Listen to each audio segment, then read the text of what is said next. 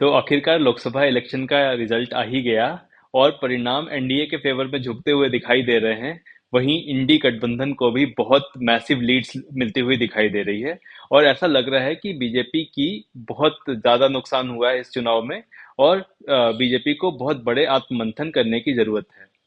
नमस्कार, controversial declutter में आपका स्वागत है। तो आज की वीडियो में उन 5 टेक अवेज की बात करेंगे जो इस इलेक्शन से हमें मिली है। सबसे पहला, जनता की मोदी जी और बीजेपी के खिलाफ नाराजगी।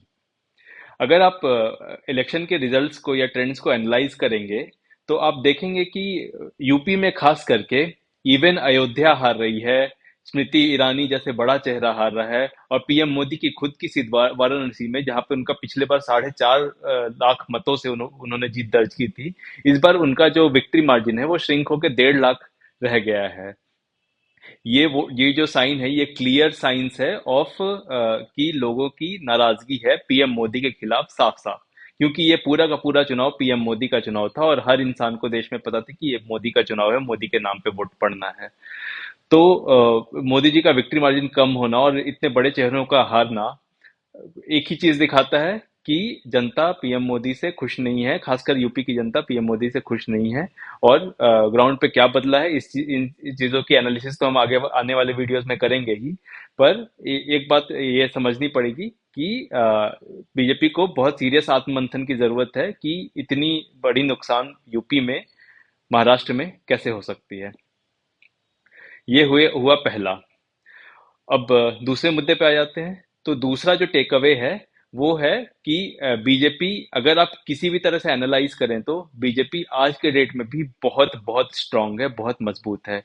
बीजेपी की टोटल 240 से 250 सीटों के बीच में आने की उम्मीद है और कांग्रेस की मैक्सिमम 100।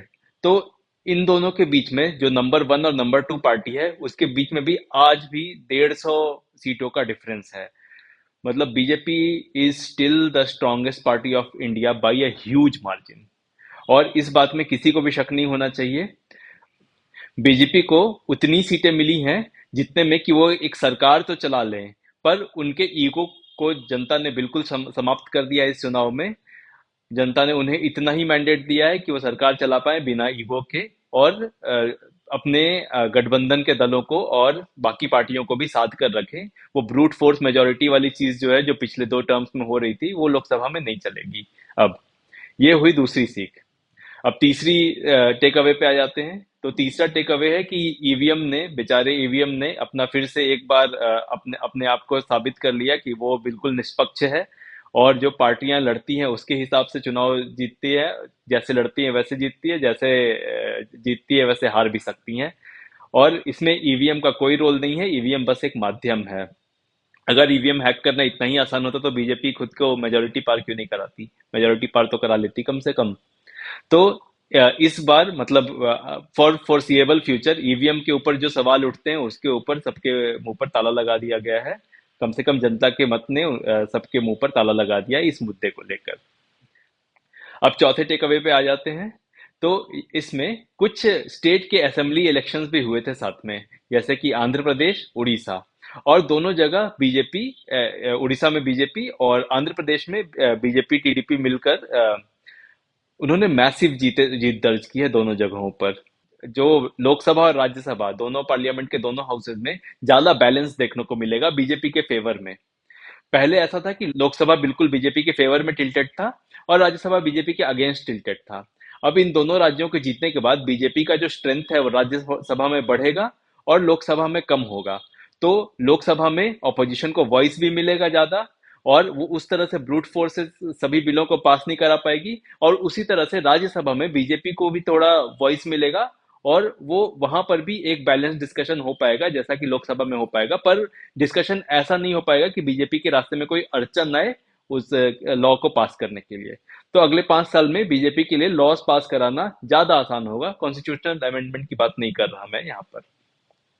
ये हुई चौथी सबसे बड़ी टेक अवे।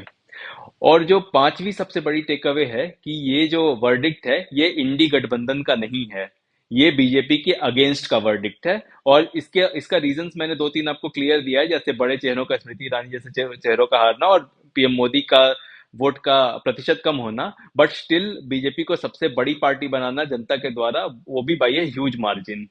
तो आपको ये बात समझना पड़ेगा कि इंडी गठबंधन के फेवर में अगर जनता की लहर होती तो जनता पूरी तरह से बीजेपी को उखाड़ फेंकती, पर ऐसा नहीं है। जनता ने बीजेपी को ही रखा है और बीजेपी को कंफर्टेबल पोजीशन पर आज के डेट में भी रखा है। अगर कोई ऐसी कोशिश होती है इंडी गठबंधन के तरफ से कि बीजेपी के अलाइज को तोड़कर वो सरकार बनाने की कोशिश करते हैं, उस सरकार को चलाने की कोशिश करते हैं, तो आप इमेजिन कीजिए बीजेपी का पावर जब वो लोकसभा में 240 एमपीज को लेकर बैठेगी और राज्यसभा में 125 एमपीज को लेकर बैठेगी। सरकार क्या काम करेगी, सरकार क्या काम कर पाएगी, आप मतलब आप सोच भी नहीं सकते कि बीजेपी कितना पावरफुल है आज के डेट में, इवन आफ्टर दिस डिबैकल। तो आपको एक छोटी सी कहानी सुनाता हूँ जिससे आपको इस बात का समझ में आ जाएगा कि किस चीज की मैं बात कर रहा हूँ। इंदिरा गांधी जब इमरजेंसी से के दौर से बाहर आई थी, तो जो जनसंघ और जो बाकी पार्टियां थी सब लोग मिलकर एक साथ चुनाव लड़े थे और इंदिरा गांधी को कुछ वोटों से हरा दिया था उन्होंने, लाइक उन्होंने, उनकी मेजोरिटी आ गई थी और उन्होंने सरकार बना लिया था। उसके वो सरकार एक साल भी नहीं चली और जितने ज्यादा ग्रुप उसमें, जितने ज्यादा लोग उसमें गोलबंद हुए थे, उन सब के अंतर कलह के कारण वो सरकार एक साल में गिर गई। जिसके बाद चुनाव हुआ, जिस जिस चुनाव को इंदिरा गांधी ने भारी मतों से जीत प्राप्त की थी।